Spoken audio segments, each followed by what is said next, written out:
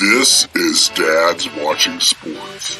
It's the show by dads who watch sports, for dads who watch sports, or just dads in general. Here are the dads with a plan for every hashtag dad life and sports fan. Matt Kirk, Kyle Castles, and Michael Draper. And here we are. It is the Dads Watching Sports. I am Michael Draper, and he is Kyle Castles. Welcome one, welcome all to Dads Watching Sports. It is, Sunday, September 19th. Got something going on in here. I don't really know what's going on there. I'm good? blaming it on my Canada Dry Ginger Ale. Shout out. It's Sunday, September 19th, Kyle, 2021. We are on episode 83 of the show, and it's an exciting time to be a dad who watches sports, as there's a lot of good sports on TV, and we're going to get into some of that here in just a little bit. Kyle, you know, we've had a pretty heavy last really kind of month and a half talking a lot of college football. Kind of did that on purpose. You know, it's something that we both overly enjoy, and we've gotten a lot of good guests. No guests tonight, but we've gotten some really great guests, and I'm excited. We do have someone booked for next week. We got a good guest next week to talk some SEC football, and then I'll get into this later, but I'm really excited about in a couple of weeks. We've already got one of our guest books for this one show. I'm working on another, and I've got a question to ask you about. Should we put a little pressure on the other person that we've asked? But we'll get to that in just a little bit. But man, what a tease! I know, right? You see, that's what you do. That's what you do in this business, Kyle. You throw some crumbs out there, let them get a little taste, and you say, but that'll come up later. Because then that allows someone to listen to us or watch us the entire show, gets them hooked, and then they're in, then they're subscribing, then they're giving us ratings and reviews. And then the next thing you know, Dad's Watching Sports just blows up. We're all over the place, and people are like, man, this is the greatest show ever. I can't believe I've gone so long without listening to it. Well, I mean, they should be thinking that this is the greatest show ever. You have the greatest talent ever in podcast history. Yeah. Me. Oh, yes. Me. Of course. Not you. Of course. You're, of course. You just run everything and do all the work. I'm the talent. We've gone through this many a time. I don't know that I wholeheartedly agree, but I like to build up your self-esteem, and so I'll say yes, Kyle. You're without a doubt the talent of the show. Kyle, I tell you who did not have a whole lot of talent over the weekend. Was the officiating crews across college football. And you know where I'm going with this first topic, because it's one that's near and dear to your heart. And to me, I was just like, I can't believe that happened. So let's go set the scene here. Memphis, Tennessee, Memphis Tigers, Mississippi State Bulldogs. Mississippi State is punting late in the fourth quarter. I believe you guys were down by maybe like 4. It was like 21-17, maybe. Sure. I think we were down 4, but I think it may have been. I think we both scored maybe 23-28 or something like that. Okay. Anyways, you guys were trailing. You're punting, hoping the defense will hold to get the ball back for one last run at a game-winning touchdown. You punt. The ball rolls around. Mississippi State player touches the ball. His knee is on the ground. He thinks he downs it. And then all of a sudden, the Memphis guy runs in, picks it up, and runs it back for a touchdown. Memphis wins the game. I have not been privy to the follow-up from the officiating crew, but I want to put myself, or I just want to turn it over to you, one, as a State fan, and then two, as a guy who knows a lot about football. What the heck happened, and what was your initial feelings, and where are you today on this? Yeah, so as a State fan, I was angry because I know a lot of football. I know what to look for, and so that back judge throws his beanbag and starts to do the arm motion and actually crosses his arms once to stop the clock because he was ready to say that the ball was down. Now, why there wasn't a whistle blown, I don't know. But the fact that guy started his arm motion and threw the beanbag, which is just spotting the ball, that is that's enough for, as a player, if I see that, I'm done. I'm hit. Because here's the thing. hearing the whistle a lot of times is not something you do. Right. You should, especially a lot of places you're going to these electronic whistles. You really don't hear those.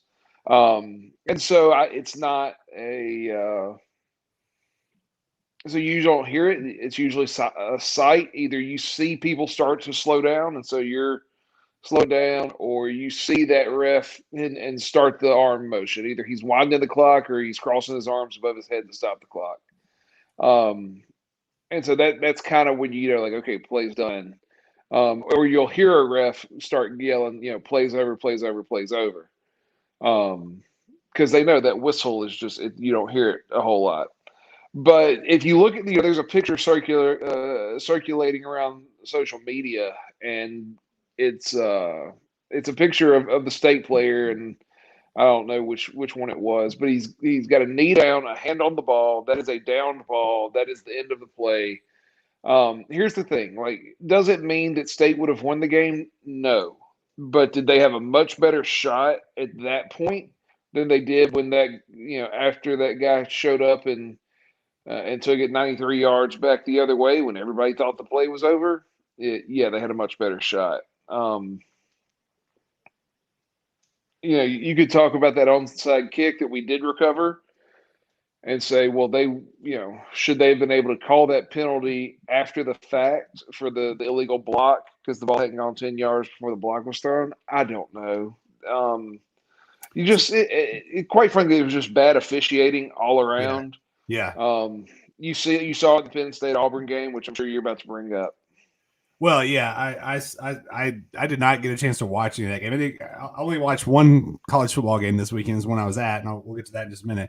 But I guess my question is, and again, I didn't watch this game, so I don't know, but did they review the play? Like, did they go back and review it and then still determine that he? Okay. No, they did not review that play. They did review the onside kick. Okay. Because, anyways. So the play you're alluding to in the Penn State Auburn game was that lack of pass interference at the end, called on Penn State. Well, so you have that one, but you also have James Franklin ended up having to punt on third down because the guy working the down marker on the side messed up, called it third down when it should have been second, and so the refs have this essentially a rubber band that they put on their fingers. Right. And so, like, I mean, you've reffed, I'm sure, flag football for the Y, and so y'all probably have something similar to keep up with the downs. You do first down on your index finger, second on your middle finger, and so on. And I guess nobody did it right. I don't know, but they called it fourth down when it really should have been third. James Franklin threw an absolute fit over it. It felt like they were trying to give him one back on the next series because they ended up spotting the ball like a yard and a half further than what it should have been to try and give him a free first down. Like, again, bad officiating. And I feel like you're seeing more of it, and I think there's a lot of reasons for it.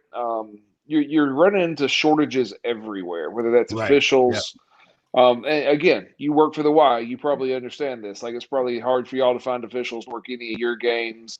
I know that, like, Major League Baseball had a hard time finding umpires to have enough crews for this year. So, there's, we're just if you want to be an official, now's the time because there's apparently a lot of openings.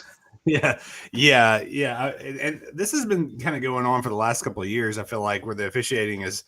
Like, I know they're over scrutinized. Like, I mean, as somebody who's run sports leagues before, I know that referees overall are over scrutinized. They don't get probably compensated the way they should for this job. They don't get treated the way that they should. But at the end of the day, like, you're supposed to be a professional. Like, come on, you got to get some of these things right. I think, like, college basketball over the past 2 years, the officiating has just been horrific, specifically in the SEC. And that has nothing to do with the outcomes or lack thereof of a Kentucky basketball game. They've just been bad, but all the way around, sometimes in Kentucky's favor. But those couple of plays that I saw over the weekend from other games were just horrendous. So officials need to do better, man. They need to give us better quality. We're wanting our players, the players to do better and our teams to be better. we need to get some. I don't know if they need some training or what, but we need to get. Well, look, like you say, they're over scrutinized, but here's the thing: if a referee in any sport, an official, umpire, whatever you want to call them, if they're doing their job, they're not noticed. Right. The only time you notice them is when they screw up. So you can say they're over scrutinized, but they would not be over scrutinized if they didn't screw up. That's true. That's true. And I will cut them a little slack, with replay and camera views from everywhere. I mean, it makes their job tougher because at the end of the day, they're human. They're going to make human error just like we would if we were in that situation, no matter how much they're trained up. But I do think the deck is a little stacked against them in some of those bang bang plays. But needless to say, we'll let the refs get off for this week. But that was a pretty wild ending to the state game. So wanted to run over that with you. I mentioned we only took in one game this weekend. It was actually one football game this weekend. So Kyle, I convinced my wife a couple of weeks ago for us to make the trek up to Lexington for a football game. When we bought the tickets, I said, this will be fun. We'll go up and it's a noon game. It's against UT Chattanooga, which is my wife's alma mater. Like this will be fun. It won't be too hot. It'll be a good time. And throughout this whole time, she's just kind of saying, okay, let's temper expectations. We have a 5 and a 2-year-old. Let's temper expectations. Well, then like a week ago, it came out that part of this whole NIL deal, the Kentucky basketball team had signed like I guess an NIL deal with this thing called Players First Camps. And so they put together this thing they called Fan Fest, and it was Saturday night. And it was at Transylvania College. So it was like 1,000 people were going to come in. You get to watch the team do like dunk contest, 3-point contest, a scrimmage, and all this stuff. And so I was like, oh, this is perfect. We'll go to the football game during the day. We'll go and take a little nap, and then we'll go to the basketball event that night. It'll be a full day of UK. And again, Suzanne's in the back like, okay, but remember, 5-year-old, 2-year-old, let's temper expectations. Let's understand what we're doing here. And I'm like, oh, it does, Kentucky's going to kill Chattanooga. Like we could probably leave it in the third quarter because they're going to be up at like 40 points. It'll all be great. So we head up. We leave at like 6 a.m. on Saturday morning, which was fun in itself. As a day you're supposed to maybe rest a little bit. We get up at 6. We drive because it's 3.5 hours plus you lose an hour because it's an Eastern time. I specifically build in time because I'm like, I remember hearing all along at UK games the parking is horrendous. Like it's just bad. Traffic is bad. So I build in time for us to find parking. I am a huge advocate for the University of Kentucky and their athletics program and everything that they're involved with. But somebody up there needs to fix the parking situation and the traffic situation. We drove around for an hour trying to find a place to park. To where when we finally got to the game, it was the start of the second quarter.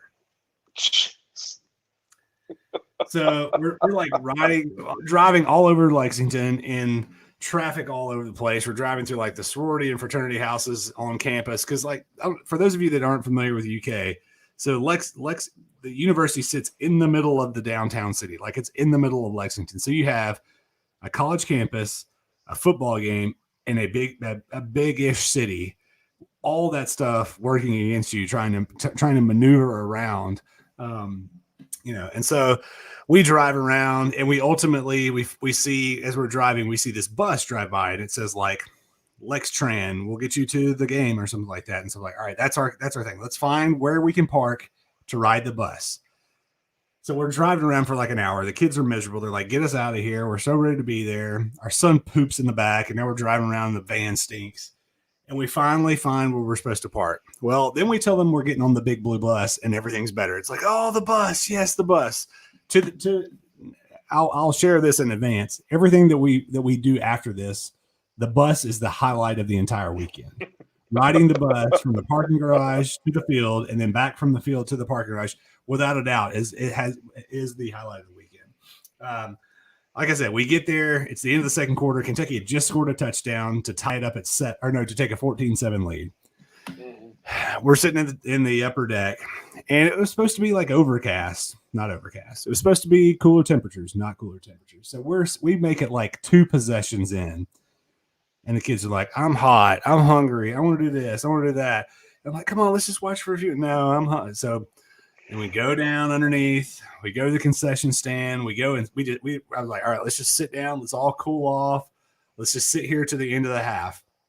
We end up doing that. And as we were sitting up in the bleachers, I noticed kind of like diagonal from us in one of the end zones that there was an overhang and there was some like a shaded area, and it wasn't overly crowded because I think it was the student section. And my guess is noon kickoff, Chattanooga students are not making that game. And so, so there were some seats open. So I told Suzanne, I was like, "All right, that's where we're going for the second half. We're going right there. We're going to sit there. It'll be in the shade. It's down low. We'll be good to go." So we make our way over there. We sit down. They're like, "Hey, we want a snow cone." So the girls go get a snow cone. They come back, and we're finally having a good time. Right when the attitudes are starting to change and starting to go downhill, Kentucky has a big play and scores a touchdown. The place goes crazy, and my kids are like, "Oh, what is this?" Like, this is the first time really the whole game that it's been like exciting, where they haven't been hot, they haven't been miserable, they haven't been hungry, and here they are. So they score a touchdown, and then everybody's into it, and the fans are into it, and the kids are doing the Cats chant, and it's awesome. And then they get a pick six to essentially seal the game, and the place is just going nuts, and I'm throwing our son up in the air, and it was awesome, man. I mean, it was awesome, but it definitely kind of set that tone of like, just remember, Dad, you got to temper those expectations when you're taking a 2-year-old and a 5-year-old to a sporting event. We've talked about this a number of times, but for some reason, Kyle, I just can't get it through my head. Yeah, I mean, you are Chevy Chase in the Vacation movies. I am. Oh, absolutely. And I'm just halfway through our day, so there's more here, but I wanted to give you a chance to chime in here. And so it's, that is not me. I am not that one in this relationship. My wife is the one that gets excited about everything. And I always say, like, we got to think about this. You might want to think about this. And then I get told I'm negative, and I just need to not be so negative. Yeah. But yeah, I mean, this does not shock me because you are who you are. You are Chevy Chase. That's right. Hey. So okay. The game sounds like it ends up fairly okay. The game was like, when we left, first off, we took the bus back to the parking garage, which was a huge hit. Again, the fact that they got to do that was just like the coolest thing ever. But I asked them, I was like, "What was your favorite part of the game?" And Emma goes, "The part where it finally got exciting." And I said, "When was that?" She said, "When everybody started yelling." And I was like, "Okay, yeah, I get that." Because it was like, again, they're playing Chattanooga. It was like 16 to 13 at one point in time. I mean, like, it was just way too close than it could have been. There wasn't any excitement in the stadium. It was hot. It was muggy. And so they were excited when things finally kind of picked up. But so we left the game. We got to the hotel, and we're like, "All right, it's 3:00. We have to be at our second thing, which I'll get to in a second, by 7:00. So we've got 4 hours here. We could do like naps. Then we could get up and we go to a restaurant and get something to eat. Like, this will be good." So we go to the hotel, check in, get in the room. Wife and daughter lay in one bed, me and the son the other, and Suzanne and Emma are like out instantly, falling asleep.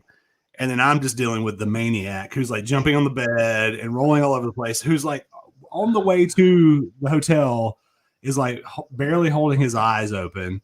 But the minute we walk in that room, just becomes a pure maniac. So then he doesn't nap the whole time. We're like, "All right, well, we're gonna get somewhere till we can go eat by 5:30, so we can get there by 7. The minute we get in the car to head to the restaurant, he's out. He falls.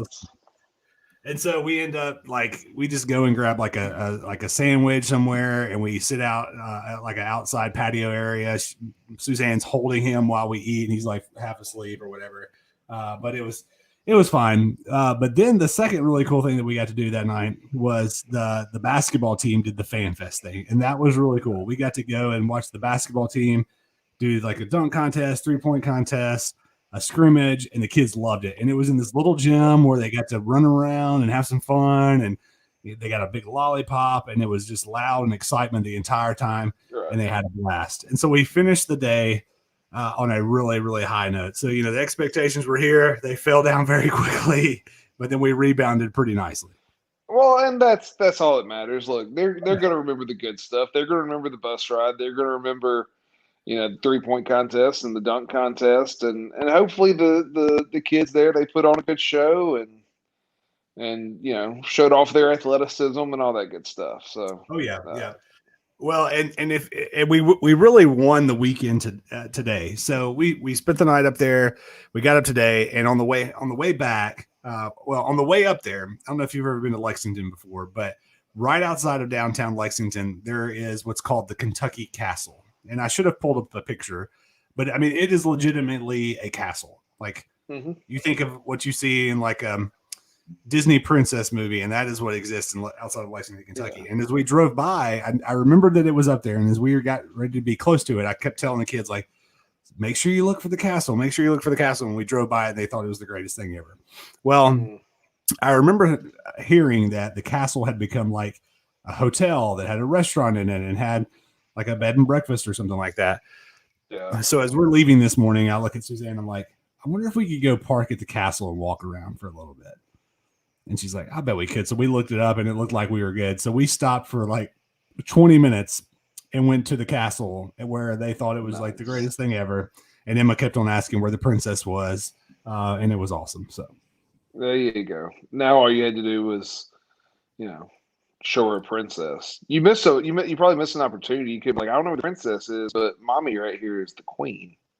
That's true. Well, I did tell them, like I said, they said, well, can we go in? I said, of course we can. We're going to tell them that we found this princess and the prince here and that they needed to come to their castle, talking about our kids.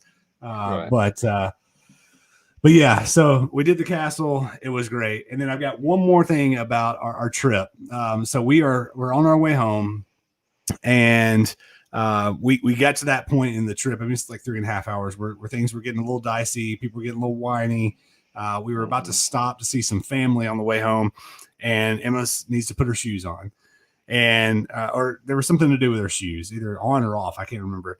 And she starts whining about it. And someone in our car says, well, what do you think you're going to do? You're going to get what you want when you whine? And they're saying that as they are putting the shoe on her foot. To which the other person just replies, apparently so. So I am going to guess it was me that put the shoe on. Yep, you're absolutely right, Kyle. I was the one that put the shoe on while I was saying that I should not have because she was whining. And my wife was like, hello, what are you doing?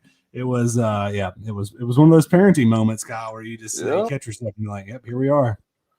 Yeah, that does not surprise me either. And I do think that if roles were reversed and it was Hayden that was whining, Mama would probably be right there to take care of the baby boy. Yes. No doubt about it. There's just something. There's about that daddy-daughter, mother-son dynamic that, it's a thing. That it is. All right, Kyle, before we go to a break, I'd planned on doing this with you and Matt. Matt couldn't be with us tonight, but I'm going to give you one shot here, or maybe two. One shot. Depending on how I think I'll give you an easy and a hard one. So, okay.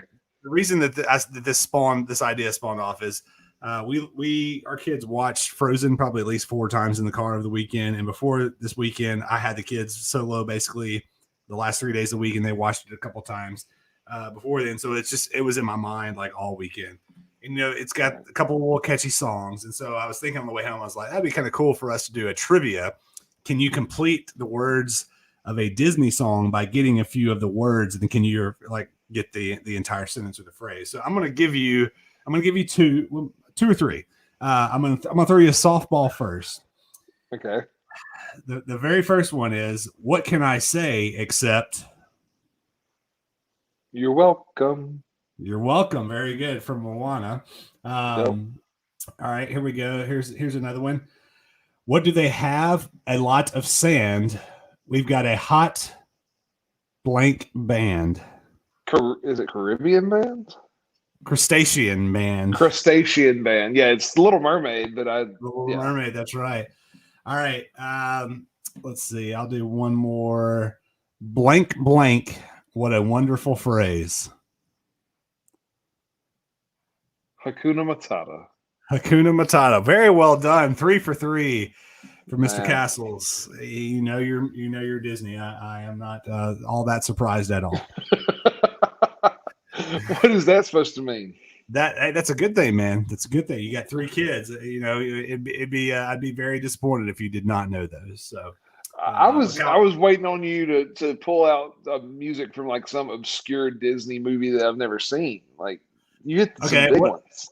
What about Just Around the River Bend? Man, oh my gosh. All right. Last one here. This was going to be my tiebreaker if you guys could go ball.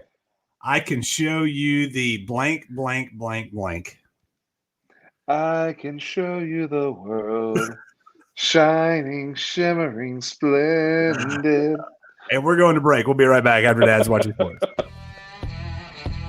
Big news in the Dad's Watching Sports podcasting world. You've heard us mention it on the show already. We are now part of the Off the Ball Podcast Network. We're super excited to be joining the team of great shows, hopefully adding a little dad flavor to the mix. You can check out Off the Ball Podcast and Off the Ball Network on all your social media sites. Just search Off the Ball Network. And while you're there, give them a like and a follow. You won't regret it.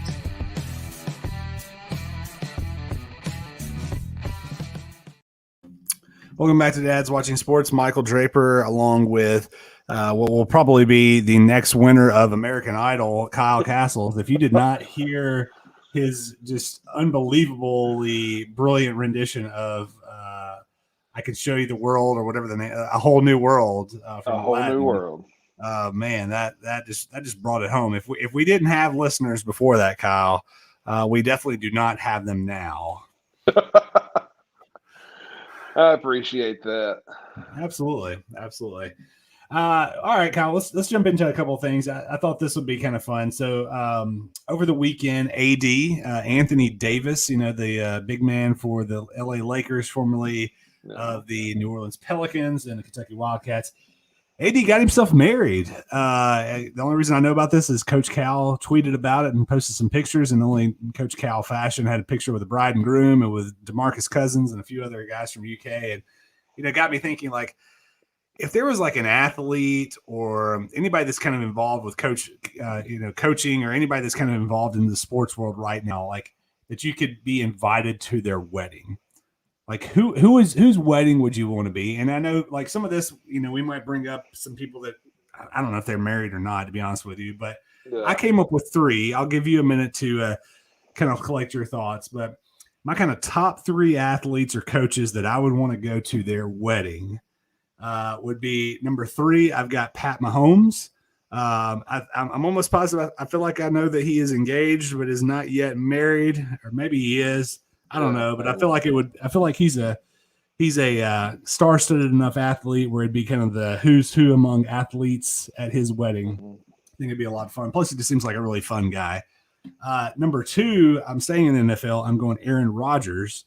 Because if I remember correctly, and I'm kind of ashamed to know that, I think he dates an actress or is engaged to one. And so, he's going to have a lot of celebrities there, and it'll be all about him, I'm sure. But it'll be fun. It'll be a fun party.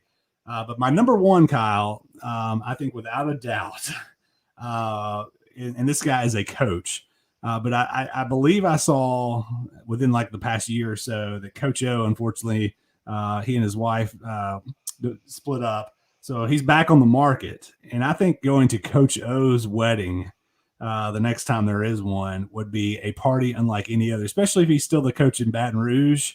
You get a bunch of raging Cajuns going at a good party. And there'd be an open bar. It'd be a good time. Yep. So my number 1 is Coach O. So go get married. That's not a bad. We're gonna go get married. This girl and go Tigers. That's my Cajun now, man. Man, I'm a quarter Cajun. Sherry would be pleased. She would be. So I actually had two thoughts come to mind when you said this, and the first one was Coach O. So it's interesting that because I mean, let's be honest, that dude, he's insane. You know, any wedding he's gonna be a part of is gonna be insane. I wouldn't be surprised if it wasn't. You know, the whole like, if anyone has objections, speak now. Forever hold your peace. If it's a Coach O wedding, there might be 8 people who show up and just start saying something. Like, yeah, there might be multiples without a doubt. It could be a whole lot of fun. And then the other one, and this is one that might be a bit of a cop out, but you know, Peyton, Eli, Cooper, all married, but they all have kids. So it's just a matter of time before the next Manning goes through a wedding. And, you know, I've seen the videos of drunk Peyton and Cooper and Eli singing karaoke at stuff. And I'm just going like, you know what? That could be fun. Just hanging out with football royalty. You know, I don't drink, but watching them get drunk and singing some karaoke with them, I don't know, they get much better. Yeah. So speaking of those guys, I did not get a chance. Did you catch the Monday Night Football deal? Was it last week where they did like the alternate broadcast? Yeah, they're apparently going to do this every week, but you know, there's Monday Night Football and there is like U8 and U6 Little League. Now, I don't know which one you think is more important, but I definitely know which one's more important. Yep. And it's definitely that fall ball Little League. I get what you're saying. You're putting the dad hat on of dads watching sports. Absolutely. So I was watching sports, but I was watching baseball, and Wrigley had a game that lasted till what time did it start? Almost 9 when it got over. And so getting them home and in bed and finally settling down, like there was probably a few minutes left in the fourth quarter. And so no, I didn't watch it.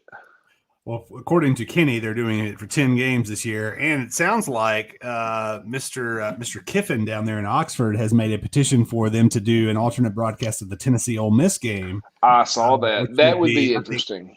I think that'd be very highly entertaining. I didn't get to check it out either, but have heard that they did a phenomenal job. You know, and you know my feelings on the Mannings, but you love them. They're hilarious. I will give them that. They're terrible football players.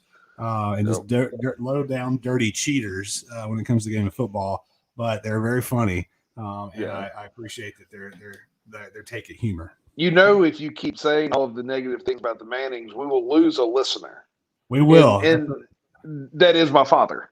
Yeah, well, you know, I mean, this is not a secret coming from me about my feelings, because if you had to choose like 2 of the 3 worst possible outcomes of a place you could go play college football, that one would be in the city of Louisville, then 1B would be the city of Knoxville, and then 1C would be the city of Oxford. So you can't really, you know what I'm saying? Yeah, I mean, I get it. I'm not a big fan of Oxford either. I don't care about Louisville, and I'm kind of like the father of Tennessee fans now. So yeah, that's unfortunate. I'll pray for you. All right, Kyle. So let's move forward with a little thing I wanted to call buy or sell. Right. So this is, I'll give you a topic here, and then you say you're either going to buy it or you're going to sell it, and you can give an explanation, and then I'll do the same. Right. So our first topic for buy or sell: Georgia is the best team in college football. Buy or sell? I'm gonna sell that. I think Georgia might have the best defense in college football, but I'm not sold on that offense yet. JT Daniels looked good Saturday, but I don't think they're going. The best defense in football now is not good enough to stop the best offense. I think Alabama has the best offense in college football. And I think when we get this to the SEC title game, it's going to be Alabama-Georgia, and I think Alabama wins by probably 10 points because I don't think Georgia's going to be able to keep up. I'm gonna buy Georgia is the best team in college football. Right now, I'm not saying that they will be at the end of the season, nor will they win the national championship, but I think right now they're the most complete team. I agree with what you said. Defense is just lights out. I think if you put both of those things together, I think they're the most complete team. I think they have the best win really in college football, beating Clemson. I guess you could maybe say Oregon winning at Ohio State, maybe a better win. But if you put up what they've done the past couple of weeks, I think right now they're the best team. Doesn't mean I don't think that they're necessarily going to win it all, but I think they're the best team in college football right now. I mean, okay, fine. They're the best right now, but I'm just looking at that Alabama team and going, like, I don't see anyone just able to keep up with the scoring of that Alabama team. Now, Florida showed everybody the blueprint. Run the ball right at them, eat the clock, and you're in it at the end. Yeah. But, you know, were you shocked at that outcome? Were you shocked that Florida kept it close? A little bit, yeah, I'll be honest. I thought Florida would put up some points. I thought their defense would make a few stops, but still was looking for a 38 or 41 to like 20-ish kind of score. Yeah. And we were on that path and until Florida decided, like, hey, we're going to just run the ball right at you and see what you can do about it. And Alabama couldn't do a whole lot, and that Alabama offense did get stymied a little bit, but they made the plays they need to make. And Nick Saban, look, you don't bet against Nick Saban at Alabama. You just don't. And so I'm not too worried about it. I'm an Alabama fan. The next buy or sell, I'll go first, but the next buy or sell is buy or sell the Las Vegas Raiders as a true contender for the Super Bowl this year. I'm going to sell the Raiders. I watched the game, a little bit of the game last Monday against the Ravens, that was a great game. Don't get me wrong. It was a really good game, but do I think that they're ready to really kind of take that next step and be a Super Bowl contender when you look at, maybe something like the Bills or the Chiefs or something like that? I just don't think they're in that class yet. I think they're a playoff team probably. I think that, unfortunately for them, they're in the same division as the Chiefs. So it'll be tough for them to maybe win that division. But I'm selling when it comes to the Raiders as a championship contender right now. What are you doing? You buying or selling that? Yeah, no, I mean, you got to be able to win your division before I can start looking at you as a Super Bowl contender. And they're not going to beat the Chiefs, probably not once, but definitely not twice. And I'm pretty sure they got to win again today. I think they're 2-0 now. And so good for them and good for Chucky and Mike Mayock. And, man, good things happening down there in Las Vegas. But at the end of the day, I think you are a step or two still behind the Chiefs, a step or two behind the Bills there in the AFC. I'm trying to think if there's anybody else. Look, I don't necessarily know that they're any better than the Chargers. And so, I mean, you're talking about second or third best in the AFC West. Mm-hmm. I don't think you're there yet. Yeah. Yep. Agreed with there. All right, Kyle, next buy or sell is USC. They have a new coaching opening in college football as they fired Todd Helton. Or not Todd Helton. I said Todd Helton last time. Did it again. Clay. Clay Helton. So is USC a top 5 job in the country? Buy or sell that? No, not at all. I mean, top 3, right? Alabama, Georgia, Ohio State, and going from there, like, quite frankly, I think Texas is still a really good job. It's a huge athletic program. I think A&M might be the 5th best job, just because of the size of their athletic budget. I think you could maybe look at Penn State. There's something special cooking up in Happy Valley right now. I know there were some referee issues, but that game was pretty well played on both sides by both Auburn and Penn State. So I think that one may even be ahead of it. But in saying that, I wouldn't be surprised if James Franklin doesn't jump ship and head to La La Land. There's no chance I would want that job. I'll be honest. Now, in saying that, if they paid me the money they're going to pay out, then yeah, I'm there coaching. But if you were like you get to pick anywhere in the country to be a head coach, USC isn't isn't anywhere close to the top of my list. What do you think? Yeah, I go back and forth. I mean, I feel like it should be a place to easily recruit to for obvious reasons. I mean, it's in a great location. It's a destination where people want to be. Well, I'm saying relative to Lincoln, Nebraska, Los Angeles is a great location. Yes, it's a place where young kids would like to be. So it should, in all theory, recruit itself. You used to could play up the history of a program. I don't think that really matters much to kids anymore. So I throw that out. But it is a program that in the past 20 years has had some, 15, 20 years has had some dominance. So they're still, fairly relevant there. But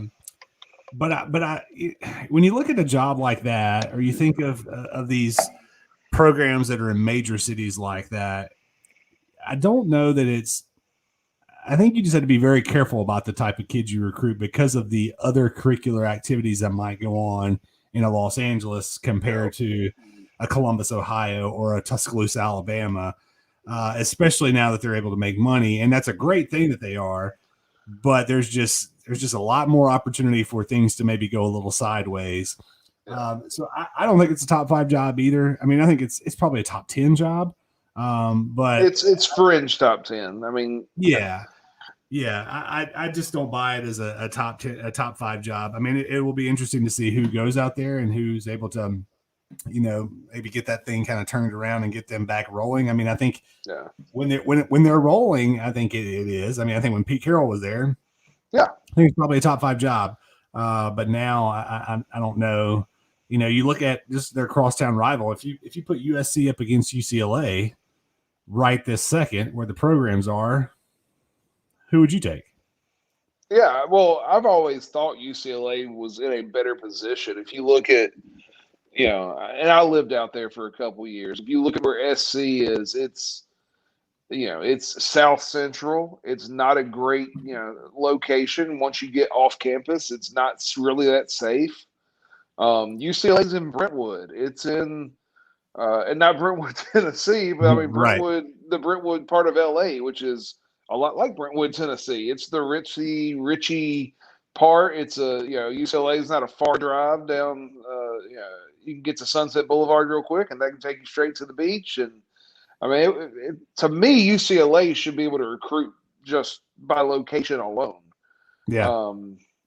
But I don't know. I don't understand why either LA team is not. UCLA got upset by Fresno State last night. Like, there's no reason you should see these, at least one of these LA teams, not be a top 5 school almost every year. There's too much talent in LA. There's too much, and there's 2 really good schools. I mean, SC is a good school. It's not in a great spot, but it's a good school. UCLA is a great school. There's zero reason why they shouldn't be able to get kids in there, but you have everybody and their mother walking into LA and just grabbing the people they want. I mean, Kayvon Thibodeau is probably a top 5 pick this year out of Oregon, and he's hurt. I understand that, but top 5 pick out of Oregon. But dude played at right outside of LA at one of the private schools. Like, why is UCLA or SC letting someone like that just out of the state? I don't get it. Mm-hmm. Yeah, I don't know. Again, I think it's probably when those teams have been good in the past, that history is just not it's just not something that the kids really care about anymore. But we'll see who they get and see if it turns into a 5 job at some point in time. All right, Kyle, the last buy or sell that I'm going to give you here is, and this is my tease for next week, or not next week, but a couple of weeks from now. So, Kyle, the weekend of October, I believe it's the 16th. We've been trying to highlight a different game almost every week, and having a guest that covers those teams or has a connection to those teams. And so on that weekend, October 16th, I wanted to try to do something a little bit different. There's not a whole lot of great games that weekend, so I wanted to come up with, okay, what's maybe one of those lower level tier games that we could have that we highlight and have a guest or two. So ended up choosing App State at Louisiana. I thought, here's 2 teams that are traditionally pretty good. Louisiana's got a really good program. They got things rolling there pretty well. App State's always been, kind of that team that's always on upset alert or to knock off somebody. Everybody remembers their big win at Michigan. And so, just kind of thinking through is like, man, like that would be great, but finding someone that covers those teams might prove to be difficult.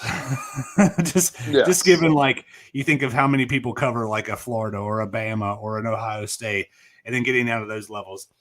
So then I was thinking, all right, well, let's scrap somebody that covers them. Why not just try to find someone that like is associated with the team or the school? And so, Kyle, I reached out to the athletic directors at both schools, at Appalachian State and at Louisiana. And we are booked. We've confirmed the athletic director at App State is going to be joining us that weekend. Nice. But I have yet to hear back from the Louisiana AD. And so, Kyle, my buy or sell question to you is, do you buy me reaching out to Louisiana AD and saying, we've already got your counterpart at App State on, so you want to make sure you join us as well, and kind of guilt him in to joining the show, or do we not push that? Oh, no, we definitely push that because we are not above begging on this show. You definitely push it, and if you think you can get his competitive juices flowing by saying we've already got the App State AD, then I would definitely say play that card and see if we can't get some big names. What I will tell you is if we get the App State AD on, he's got a relationship with a guy named Luke Combs. Now, the App State AD is a big get, but if he can find a way to get us Luke Combs, that's a get that might actually get people to want to actually see this show or listen to this show. Yeah. More so than me and you do. Yeah. No doubt about it. I think we could definitely work on getting, see if we can get Mr. Combs on as well. I don't know if he's a dad, but quite frankly, I don't care. We could definitely get him on. Okay, so he actually just got married. I know that in the last probably year or 2 years. So I don't think he's a dad yet, but he's a big guy and big, like legit big, and makes some pretty good music. And I can tell you a lot of my kids like him, a lot of my students. There you go. Absolutely. All right. Well, we are definitely guilting the Louisiana AD into. Yes, we are. There's no doubt about that. So, all right, we're going to go to a break. When we come back, Kyle, we're going to get into our tailgate food bracket. And I see TJ joins us. Says, hello, boys. Sorry for late, but I'm here. TJ, I tell you what, if you want to hold on with us, we will let you be our third and deciding voter in our tailgate food bracket as we go from the round of 16 to the round of 8. But we'll get back to that and more here when we come back on Dad's Watching Sports. Y'all stick with us. Coming up next week on episode 83 of Dad's Watching Sports, we get back into the best tailgate food bracket as we get you down to the Final Four. Also, we're joined by Travis Rear. He is of BamaOnline.com, and we are previewing Ole Miss at Alabama. Oh, man, this one's going to be good. Kiffin going back to T-Town. We'll talk that and much more next week on Dad's Watching Sports. We will see you then.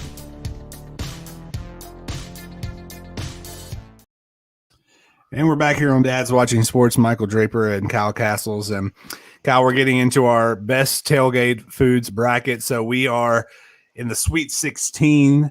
We're going to get it down to 8. We'll have to do this a little bit quickly, but we're also going to have TJ, if you're still joining us, we're going to have you jump in and help us get this down in case we have a tie. So, Kyle, in the sausage balls bracket, we've got the 1 seed sausage balls against the 5 seed breakfast casserole. I'm going first, and Kyle, I love a good breakfast casserole. Give me some bacon, give me some cheese, give me some sausage, give me some, maybe even some hash browns in it. I'm going breakfast casserole. You got sausage balls to make it a tie, and we bring in TJ, or are you going with a breakfast casserole sweep? Yeah, I don't remember if you said this, but you gotta have some egg in there too to hold it all together in that breakfast casserole. Yeah. And don't sleep on putting a little bit of maple syrup over the top of it. All right, don't. Man. Hey, look, I'm fat for a reason, brother. And I'm picking breakfast casserole over sausage balls. Breakfast casserole. Moving on. I've done hot sauce. I've never done maple syrup. That is a new one, and I'm going. You've inspired me. All right, Kyle. Moving on to that bracket, we got the 3 seed cookies, just generic cookie, however you want to interpret that, against the 2 seed chips and cheese dip. That can be Rotel, that can be queso, just any kind of chips and cheese dip. You going cookie or cheese dip? Yeah, I'm a salty snack guy more than I am a sweet snack guy. So I'm definitely chips and cheese dip, Rotel. Yeah, anything like that. We're 2 for 2. I'm going chips and cheese dip as well. Normally I keep my cheese dip just for the local Mexican restaurant, but I love a good Rotel, and you just can't beat that any way around it. All right, Kyle, we're moving to the pigs in the blanket bracket. We've got the number 1 seed pigs in a blanket against the 5 seed macaroni and cheese. What you got there, Kyle? Pigs in a blanket or mac and cheese? I tell you what, I'm going to toss it to TJ first. So we'll say, TJ, you want to write in pigs in a blanket versus mac and cheese in this matchup, and we'll get your vote in just a second. While we're waiting on that, Kyle, let's go ahead and go down to the 3 seed ribs versus the 2 seed chili. What do you got, chili or ribs? Should I tell the story again? No, we can do without the story. If you did not hear the story 2 weeks ago about Kyle's rib story, do not go back and listen to that. So you got ribs or chili, Kyle? I got chili. I make a good pot of chili. All right, I'm going to go chili as well. I'm not a huge ribs fan. I'm going chili. All right, so TJ votes pigs in a blanket. Kyle, I'll give you the second vote, and if I have to split it, I will.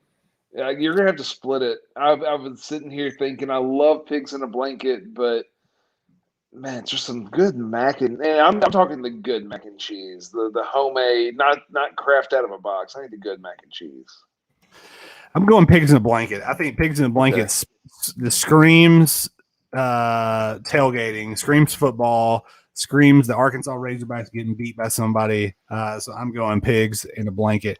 All right, now we got the number 1 overall seed in this bracket, Kyle. We've got wings against jalapeno poppers. I will vote first. I'm going wings to move on. You going to bring on the jalapeno poppers, or is wings moving on? Oh, I'm totally going with wings. There's nothing that should beat wings in this bracket. I completely agree. All right, Kyle. The next matchup is ham and cheese sliders. This is a tough one against brats. So ham and cheese sliders, the little ham and cheese sandwich.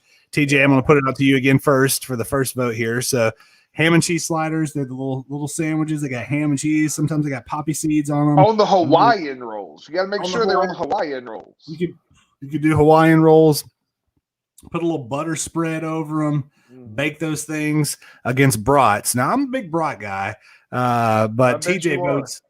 I am. TJ, with his vote in, he goes ham and cheese sliders. I'm going brats because I love a good brat on a bun.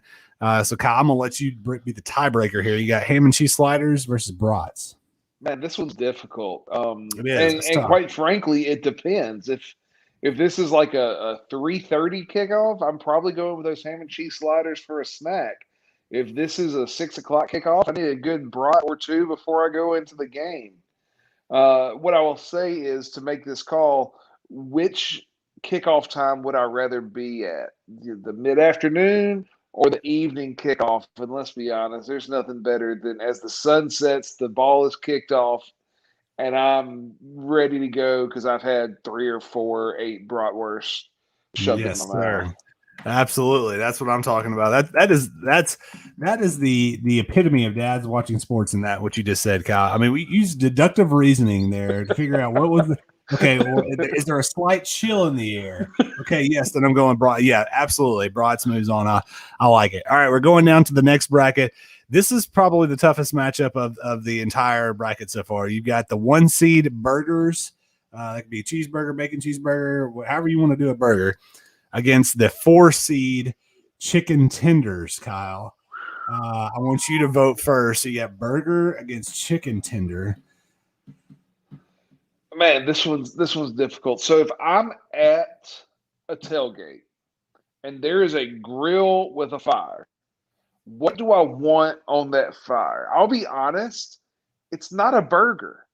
It's really not a burger. It's a bratwurst. It's even hot dogs over a burger. I don't know why, but burgers don't feel like tailgate as I think about it. To me, I want smoked meat. I want bratwurst. I want sausage. To me, that's tailgate. It's not burgers, so I'm not going burgers. I'm going chicken tenders. Wow. Okay, chicken tenders. Does TJ's comment of a bacon cheeseburger with a fried egg on it change your mind? Oh, that might change my mind because I can do me a little bacon cheeseburger with a fried egg on it. I like that a lot. But still, that's not tailgate. But is Connie's tenders for tailgating? Oh, Kenny C coming in strong. Yep. Okay, if they're Connie's tenders, and I'm talking like classic Connie's, not today's Connie's, classic Connie's tenders. Yep. Yeah. Well, you and I both know the best way to get a Connie's chicken tender before a game is an early kickoff where you get that chicken tender on the biscuit with egg and cheese and gravy. And you better get the blueberry donut to go with it. Oh, of course, without a doubt. Well, this wasn't even a debate for me. I'm a big chicken tenders guy, so I'm moving chicken tenders on. I love burgers, but there is nothing finer than a good chicken tender, and I'm going with that to move on as well. All right, last matchup here, Kyle, before we finish up this for the show. Pulled pork, the 6 seed against hot dog, the 2 seed. We've already got a brat in. You mentioned hot dogs. I did. So you got pulled pork. That could be a sandwich. That could just be a side of, just a little a la carte pulled pork. You mentioned smoked meats. I know you like your smoked meats. I do like my smoked meats, and I actually like them more than hot dogs. So this one is actually pretty easy for me. Give me the pulled pork for the upset. All right, pulled pork for Kyle pulling pulled pork. I tell you what, TJ, go ahead and get your vote ready, man, because I'm going hot dogs. Because I'm like you, Kyle. I think when I think of a tailgate, honestly, the two things that I think of, the very first two things I think of are chicken tenders and hot dogs. And I love a good hot dog. Had one at the game yesterday, actually. So I'm going hot dogs. So we got hot dogs and pulled pork. Let's see. So TJ's from Texas, Hill. Well, TJ said hot dogs are great during baseball, but football, give me pulled pork. So pulled pork, moving on. So we are down to 8 great foods in our bracket, Kyle. So we've got breakfast casserole, who knocked off the 1 seed sausage balls against cheese dip, pigs in a blanket against chili. That's a good one. Chicken tenders and pulled pork, and then wings and brats. It is going to be a battle to the end, and we'll move teams we'll move one of those or 4 of those to the Final Four next week. I'm excited, and I'm also very hungry. Yeah, that's a difficult. I mean, wings and brats in just the Elite 8. We're not even Final Four, and this is a matchup. Man, this is insane. It is.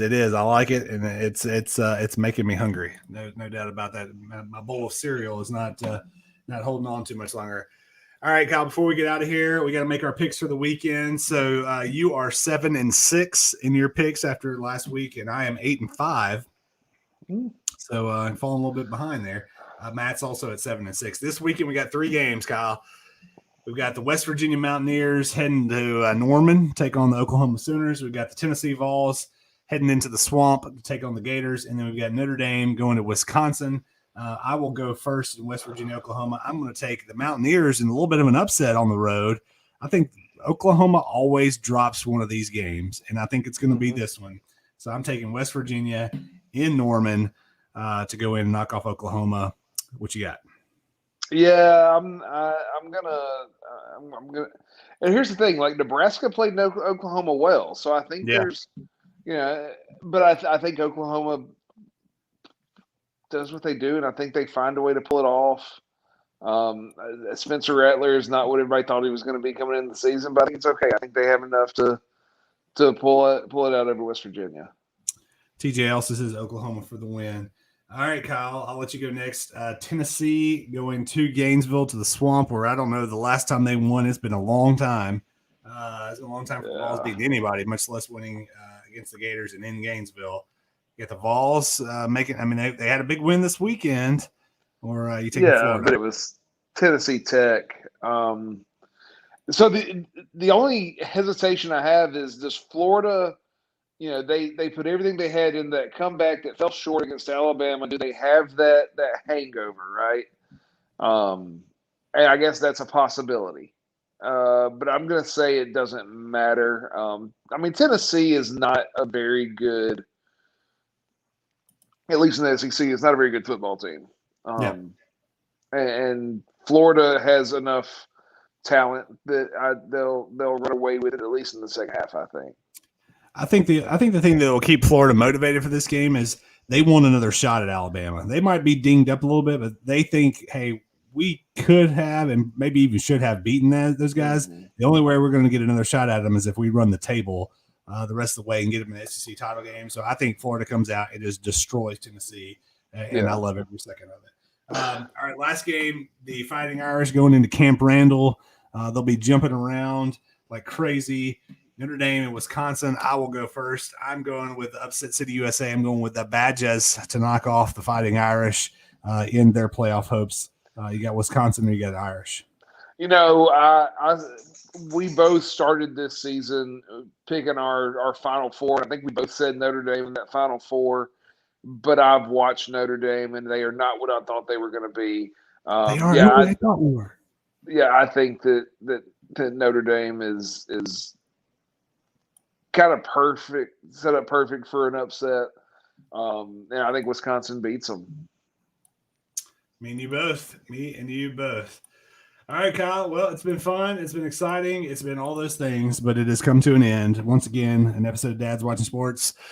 We will see you all next week. Again, we've got a great guest coming on to talk some Alabama Ole Miss. Also, we've got the Final Four of our best tailgate food bracket. That and much more next week on Dad's Watching Sports. We will see you then. Y'all take care.